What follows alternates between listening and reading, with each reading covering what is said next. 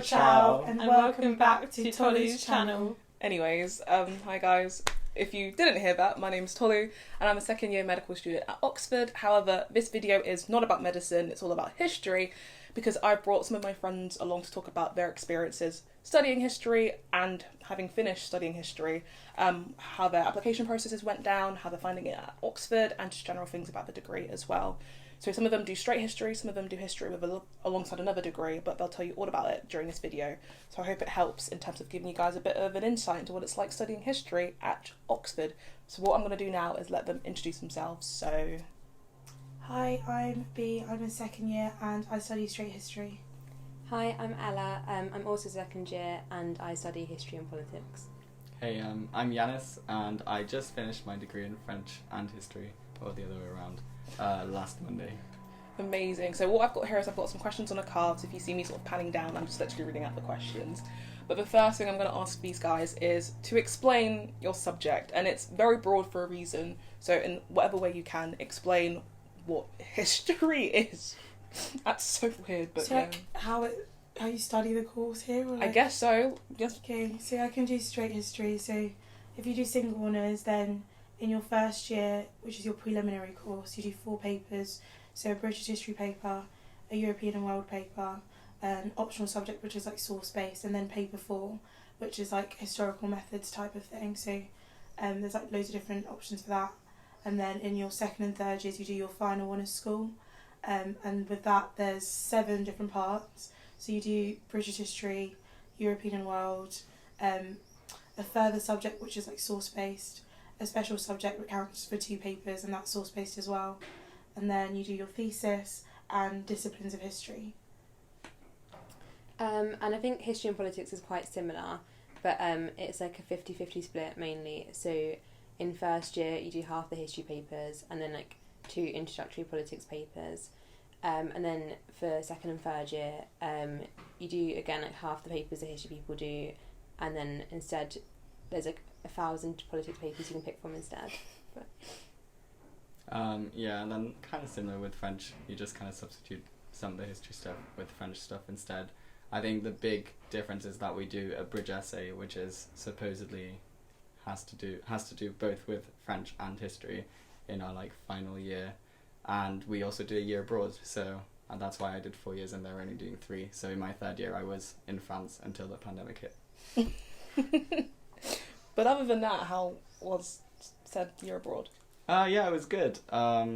It's very different. Like you can do so many different things. So I ended up just being in the outskirts of Paris, but yeah, I know people that travel all over the place. So some people even go to Reunion Island off Madagascar, which is where I was hoping to go if things had come differently. Really tough. But no, it was fun. It was nice to actually be in the place that you speak the language, and it helped so much with speaking, listening and reading and writing just because you're immersed in it. And I know it sounds like something a teacher would say, but it helped a lot. It helped so much to just walk around and see ads in French and speak to people and you're forced to speak in French. Yeah, cool. Good experience. So considering that you guys all do history and Ella with politics and Yanis with French, why did you choose your subject? So what actually appealed you to apply for history here? Be as honest as you want, like. Okay. Yeah. So if I'm being completely honest, I didn't like any of my A-level subjects. So I really hated economics, and RS I was really bad at, and history I was good at. So I was like, oh, maybe I should do history. And then because I like narrowed it down that way, I then started like reading around like my actual A-level syllabus. And then I found like stuff that I actually found interesting because like I feel like at A-level and like, at school it's quite limited what you do because you do whatever your teachers tell you to. But like when I started reading about things I was interested in myself, I was like, oh, actually maybe I do want to do history, not just because it's my one that I dislike the least, but I ended up really liking it too. So that's why I chose history. And then for me, like at school, I think history was always my favourite subject. And then in sixth form I took politics as well as an A-level, and I feel like they both tie in really well with each other, and politics explains a lot of history and history can help explain a lot of politics. So I decided that I'd rather do both at uni and carry on like learning them together. Mine was a bit different because I went to school in Austria and you don't do anything that's like A level. I just had like 13 subjects to pick from, and I really liked history, and I didn't want to lose the French that I learned so far, and I was like, well, if I don't keep studying it, I'm just going to lose it. Didn't really know how much literature is involved in doing a degree in Oxford, so that was a shock to the system when I arrived. But yeah, overall it was 2 subjects that I really liked, and I felt like if I stopped doing French, then I'd lose it and I wouldn't be able to speak it. And instead now I've learnt more. See, that's literally me, because I stopped doing French GCSE, so I don't remember anything at all. So sorry, Madame Jones, if you see this video, but I don't remember any of the French that you taught me. So clearly we all go to Oxford, but what other universities did you guys apply to, and why? Okay, so I applied to Exeter, Durham, Birmingham, and Leeds. And I think basically because for Oxford, like, it's 3 A's for history, the offer, I found it difficult because I was trying to apply to unis that I thought was still good for my course, but also had lower grades than Oxford. So the only one that actually did was Birmingham, which is why it ended up being my insurance. And also because at the time I was like, oh, I might want to do a year abroad during my history degree, and all of those unis offered it. So that's why I applied to them. I applied to Leeds, Manchester, Exeter. It's so long ago. It's so long ago as well. I'll come back to that. But for me, it was mainly that I wanted to live in a city and get fairly far away from home. Yeah, I kind of wanted to sort of city experience. And I think they're all quite good unis in terms of doing history.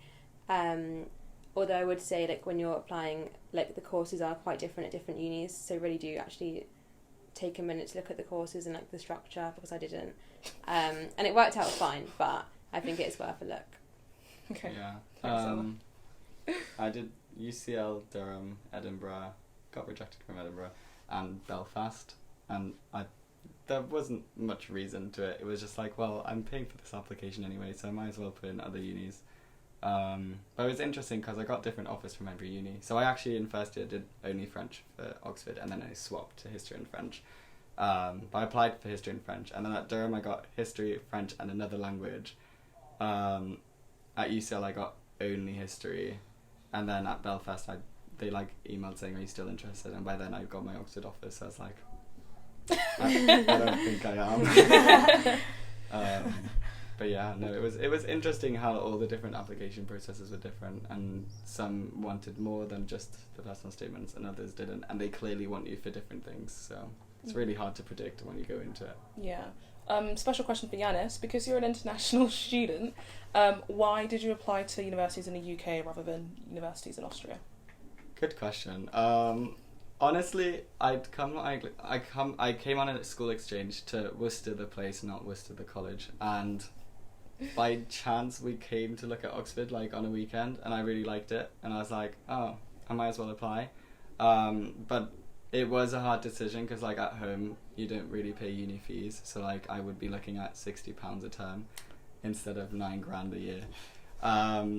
So I did kind of tell myself, if I don't get into a uni that's known back home as well, then it's probably not worth the money. But luckily this was pre-Brexit, so currently the UK government is paying for my fees. But must be nice.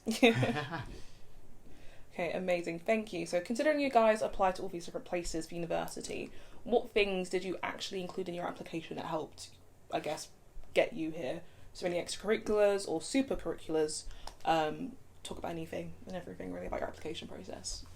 So I think with Oxford, they care a lot more about super curricular stuff than extracurricular. B, what are super curriculars? So I'm so glad you asked, Holly. So super curricular learning is basically anything that you don't do in school as part of your like course that shows that you're interested in your course. So say you go to like a lecture or you read like a book that's not to do with something that you study at school, or like did like an online course or something, like literally, or listen to podcasts, like literally anything that shows your interest in your subject that isn't part of your school syllabus counts as super curricular learning. Yeah. And I like add to that as well, like what B was saying, like it doesn't just have to be like reading a book, like there's so much you can do. So like I know there's like online courses, like I did one on FutureLearn, which is completely free, and they're run by universities, and that's quite a good way to sort of get a sort of like online course experience at a high level than just A levels or like or pre-uni experience. And things like podcasts, or like really anything that links to your degree and shows that you care about your subject and you want to pursue it further. Yeah, I think that it also helps to show that you've got a personal connection. So like for me, I wrote about, with school, we went to Tunisia and we spoke to the people there in French, and I was like, oh, like I really liked that was possible. And that doesn't have much to do with literature or anything, but it shows that like I'm keen on learning the language, and it shows that there's a reason why I'm keen, and it's not just me being like, oh, I want to do French. But in fact, it's me saying I want to do French because of all of these reasons. So I think both showing that you've done more in that specific degree that you're looking for, but also explaining why. Like, not just saying, I've done all of this stuff, and completely ignoring the fact that you had a drive. So, like, with my personal statement, I, like, read about the Nigerian Civil War, and I wrote about that, because obviously, like, that's not something I did in school, and I'm Nigerian, it's something that was interesting to me. And like obviously there's like that personal connection there, as well as like me doing reading outside of my course, which is obviously like kind of what Yanis is saying. Yeah, I agree. So the whole idea of supercurriculars applies for literally any subject. For medicine, just like a little side note, same thing applies. Work experience is really handy to have. I don't really know if there's work experience equivalents to have the history. I don't think it really matters. Not really, no. Just, But like if you want to, you can literally email anyone and everyone to give their advice on how to sort of get into places. Like my work experience, half of it was done by me emailing random people and them actually agreeing to let me, go alongside them. So email people, ask for advice, talk to current students, check out other YouTube videos. Like there's lots of stuff available for you to try and do to help enhance your applications. But out of you guys, what is like maybe the top 2 extra things that you did for your application process? I know B, you did your research about the Nigerian Civil War, you did your FutureLearn. What like top 2 things in like regards to history did you do that could hopefully give people some ideas of what they could do for their own applications? I think I just read because I in my course at school I basically did an early modern history course. It was like just the Tudors, and I basically read outside of like my course as well, like still in that period, so like about things I wasn't taught, which showed that I was still learning like things to do with my course, but not actually the course itself, which shows like the extra interest. But yeah, I just read, to be honest, and like talked about why those things were interesting to me and like things that I thought about it, and like that's basically what I did really. For mine as well, I tried to like make everything linked to history and politics as well, because like you don't have to, but you only have like quite a small amount of space to write your personal statement. So I tried to sort of like optimise everything I said for both sides of the course. So if I read about like ideology, for example, I'd link it to the history and the politics of the context of the book. Or like I did a work experience at a charity, and I discussed how that linked to both like issues of like international aid and also like the history of that as well.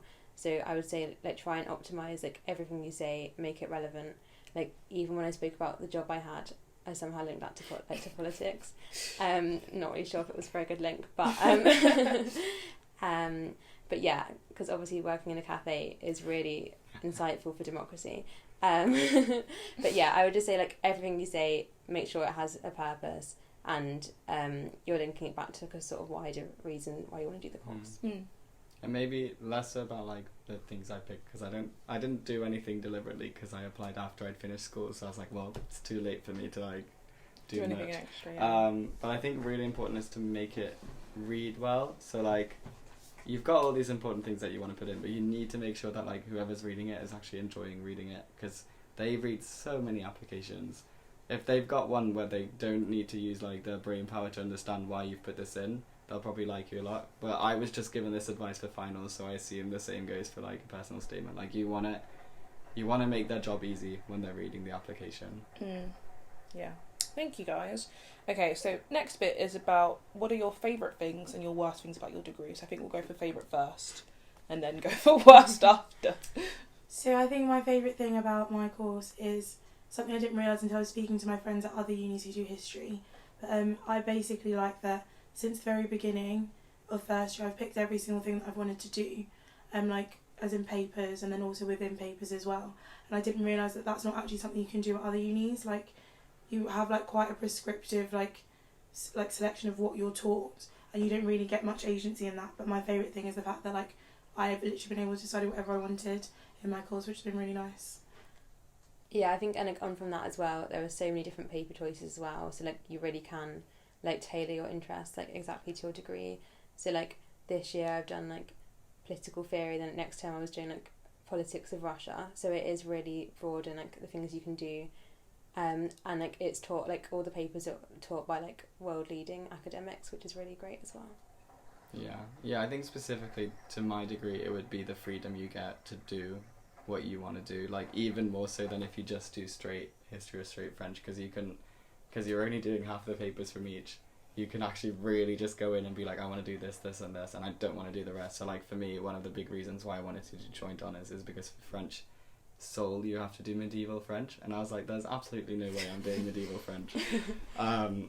So yeah, I think being able to pick so much, but then on a broader level, like Oxford is just amazing in the attention we get. Like on the one hand it means you have to do your work, but on the other hand it does mean that like someone will look at your work and tell you this is good, this needs improving, and honestly talk to you about it all. Whereas I think from like other unis, no, the tutors or the professors just don't have time for you at that level, whereas here they really do, and usually they take it. Some of them less so, but overall I'd say yes, it's great. It's like just great how they take their time for us and how they have the time for us essentially. Yeah. I mean, besides being paid to take the time with us, but having the tutorial system and all of that is really helpful because it's more one-on-one learning. But Yanis mentioned joint honours. Joint honours is just basically 2 degrees in one, so these two do joint honours. So history and French, 2 degrees, history and politics, 2 degrees, so that's joint honours. And then single honours is just straight degree alone. But yeah, those are the favourite things. What about the worst things, guys? About your subject? I think, like, I really like having so much choice, but then also at the same time that can be a bad thing because it's hard to know what you want to do when there's so much to choose from, like, and it's like difficult because I feel like sometimes you're not really like given that much advice on it. They're like, this is your life, you do what you want, which is like obviously good but also quite hard at the same time. Like, yeah, I think that's like pro and a con. I would say, like, and I think Gannis might agree, that sometimes joint honours is a bit, like, even though it is better in times you get, for me personally, that you get, like, wider choice, it is a lot more, in many ways, disorganised, and often the faculties don't speak to each other, so you kind of, like, organise things yourself, or, like, you might have, like, a really heavy term and then, like, a really light term the next term because of, the disorganisation, but that's only, like, a minor complaint. Yeah. I think similarly, like, joint honours just means sometimes you have more work. I would feel it most when I was doing a history paper a term, and then at the same time still had to do translations and like learn 200 words of vocab on top of it, whereas some of my like straight history friends would just be doing the essays, whereas I would have to do the essays and the translations. But then I think it evens out because like they have disciplines, which is something I still don't understand. Mate, I don't understand either, so. But I'd say, yeah, I think joint honours, it is slightly more work, and you might have slightly less time to really dedicate into an essay. But I also did a lot of stuff outside my degree, so I can't actually complain. Jens did a lot outside of his degree, a lot. Yeah. So, favourite things, worst things. What about the most difficult part of your degree, in your opinions? Most tricky? I think the most difficult part for me is how independent the course is, because I get distracted really, really easily. So, like, not like in school, obviously it's fine because your teachers will be like, do your work.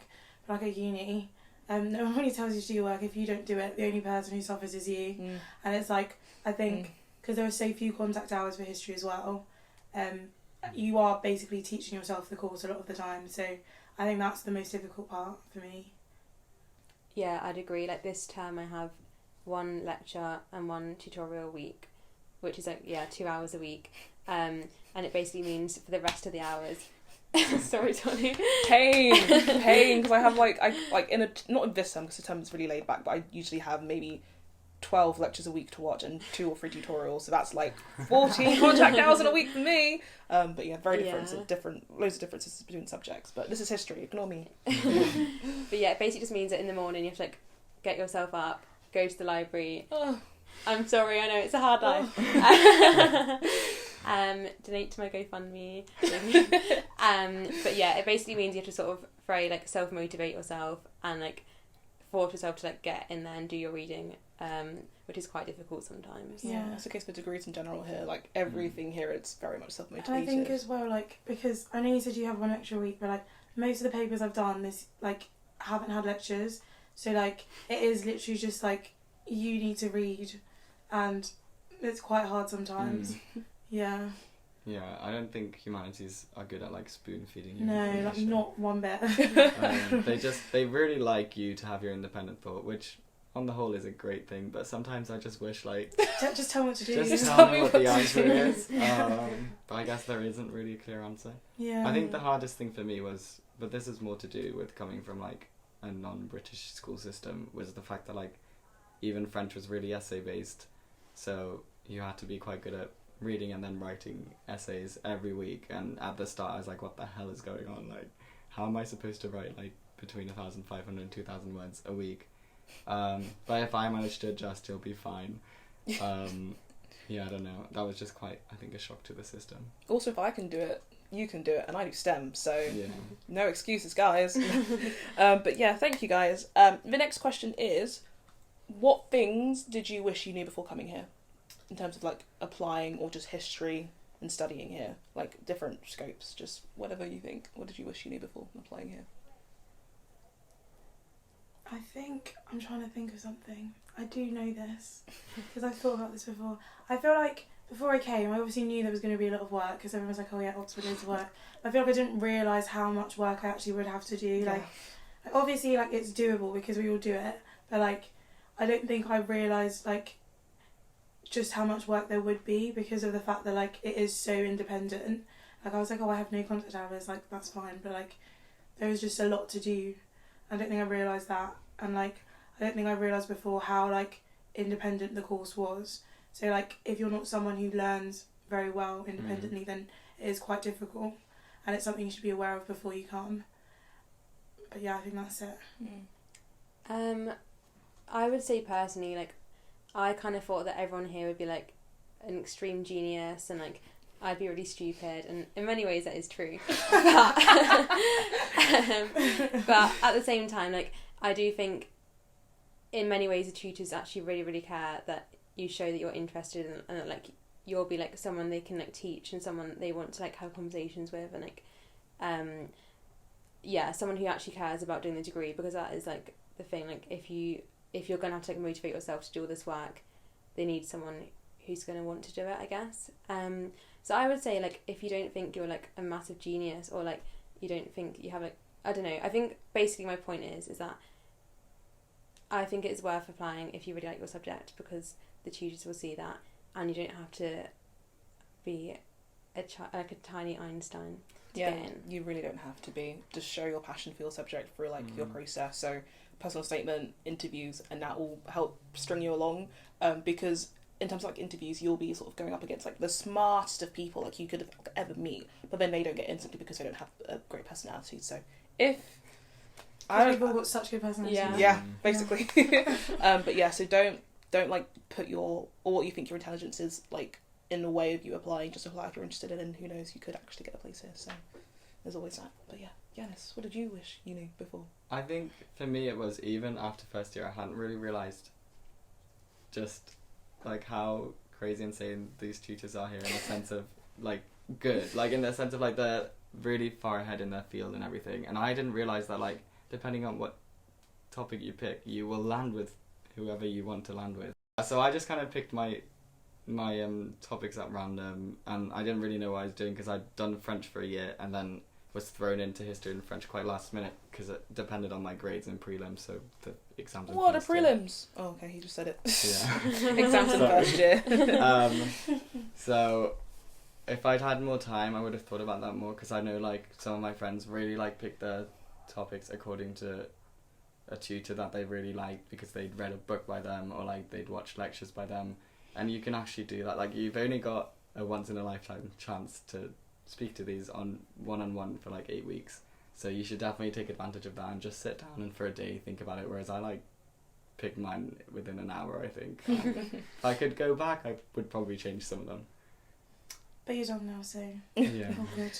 Fish completely. Okay, amazing. So I think we've had a lot of talk about history. What is it like just being in Oxford in general? Great. I quite like Yeah. it. Yeah. Partial. Yeah. Despite all the work, it is actually Yeah. fantastic. I actually feel like, this is going to sound really weird, but I feel like I live in Oxford now. Like, I don't feel like I live at home. I don't want to go home. Yeah, Mm. because like we've got 2 weeks left of term, Oh. and I'm like, this is like my room here. I've set This up is- do you know what I exactly mean? my way. Yeah. Like I'm gonna have to go back home and then redo everything up. I know like all my place in my room has been taken up by like my family stuff, so it's even my room anymore. Who knows? But like, yeah, living in Oxford is amazing. We all get to live on college, like on site, which is also really really nice. Mm. Like having beautiful views every day. We won't really get that at home. You know, No. disgusting. And Oxford's City. just such a nice place. I It just feel is. like All the such good vibes, parks. Yeah. All the like Yeah. independent Yeah. businesses and stuff. Like it's incredible living here. There's just so much to do as well. Like even So despite much to do, pandemic, yeah. there's still quite a bit that you could do to keep yourself entertained. And I feel like as well, like outside of that, there were so many opportunities I don't think I would have had if I Yeah. hadn't come to Oxford. Mm. So like with like JCRs, so like every college has its own JCR, Junior common room. and then like they have So their it's own like like a student committees union. and stuff, Mm. and like there are different like roles within the JCR, and like I don't think that, like from speaking to my friends from home, like all the stuff that I've done in the last 2 years, they're like they would have just never had the opportunity to do that. Like all of us For have their been unis. committee members on the JCR as well. So B, what was your role? Access and academic affairs. Hello. I'm doing accommodation and I'm the vice president. I'm the secretary, and then Yanis in his day was Yeah, I used to be Freshers president back in the day. day. So yeah, there's so much opportunity for you to do here. It's like responsibilities you can take on board as well, which is really nice because it Mm. keeps you like busy and then more integrated with people in your college, because otherwise you'll just be kind of restricted to Yeah. people in I second think year. that's one of the really nice things about Oxford as well, because of the fact that, like, well, Keble specifically, because we live in college, that you get to know people in other years, and it's like just a really nice vibe, I feel. Mm. Exhibit A, Yanis. And also you get to meet people that study other degrees. So I Mm. feel, well, at least at home, like, people, they only know people that study the same things as them, because that's the only people they meet. Whereas, like, Yeah. we're all, like, Together, yeah. in Keble, in my year, there's only 5 people who do French. So, like, obviously I'm going to meet people that do something that isn't Yeah. French. And there's only, 9 historians in my year, if even. So it's nice that they kind of jumble us up, and we don't live according to our subjects at all, especially in first year. Like, it just seems to be completely random. Very, very random. Like me and Ella live in the same corridor, so there's like 2 STEM students, and like the rest of us are humanities students. There's a major wide mix. I love how you said the rest of us are humanities students. Like, you're not the STEM student in the corridor. I am the STEM student. I'm one of the STEM students in the corridor. But yeah, it's just really nice being able to sort of integrate with loads of people, like the freshers who are the first years. Because we have like a college family system here as well. You get to sort of look after newbies coming in. So my college husband does geography, so my kids do geography and medicine, just so it's like a way for them to be introduced into the system. And we had that as well when we were freshers. So like my dad does medicine, my mum does a different subject. My college brother does like the subject that my mum does. It's very confusing. Actually, it really isn't confusing. It's very straightforward. But it's just nice to help sort of settle you into college life and Oxford life. They get to show you around. So it's just nice to be able to sort of mix with different people, which is really cool in my opinion. Yeah. You wouldn't really get that elsewhere. And I feel like it does make a massive sort of community feel, like when you're walking around college, and like you do quite quickly get to know a lot of people. Just literally say hi to anyone and everyone you walk past in college. Yeah. Like literally just, you'll be walking like to Plodge, just like essentially our college reception, and like you'll find 5 people along the way, and you just stop and just have conversations with them because you just see them at random, which is really nice. It's very dangerous if you're easily distracted. The amount of work I've not done because I was on my way to the library and then stopped and talked to someone and then stopped and talked to someone else, and then it's half an hour later and I still haven't even gone to the library. But no, it's a really nice community, and I've literally been here since September because I haven't been able to go home. And even though like sometimes I miss my family, it's overall been great. Like, it's been nice to be able to live with students and people my age. Yeah, for so long. for sure. What is your favourite thing about college then, Keble? So we all go to Keble.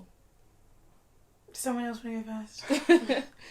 My favourite thing about... I actually think that the fact that we look a bit different, so like sometimes people make fun of us because we are red and people say it looks like a lasagna. But actually, the building, that is. yeah, the building, not the people, the building.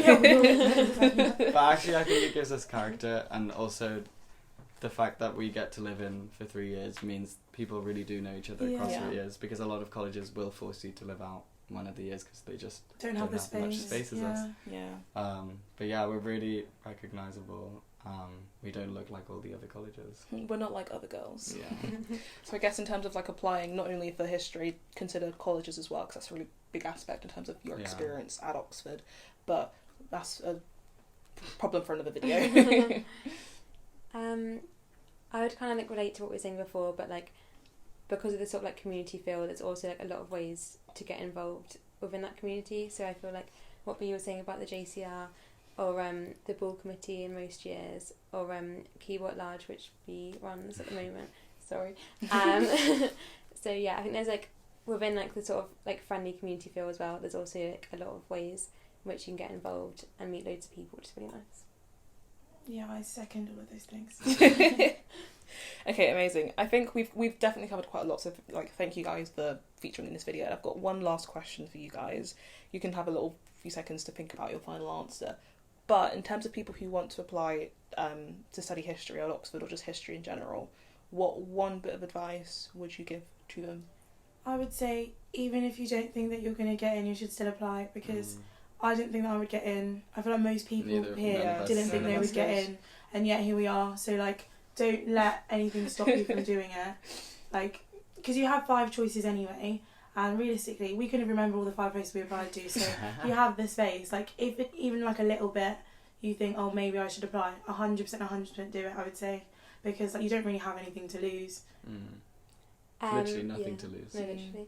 I would say as well, like when you're applying, like don't be scared to sort of be like a bit individual and sort of show your own interests. And like I know, like I googled like the history books I need to read to like put my personal statement, and I did not read them. But like yeah, I think it's a lot more beneficial for you and for the people interviewing you if you get an interview. If you actually show something that like personally you actually do find interesting, and yeah, not just like the sort of the same history books that everyone else has already read, I'd say. Yeah. I mean, my advice is useless because I didn't get in for history originally. So I don't know. I think maybe even like if you get pulled to a different college, or if you end up doing a different degree, if you really, really want to do what you applied for, there are ways to get back where you want it to be. And it's not as set in stone as Oxford might seem to be.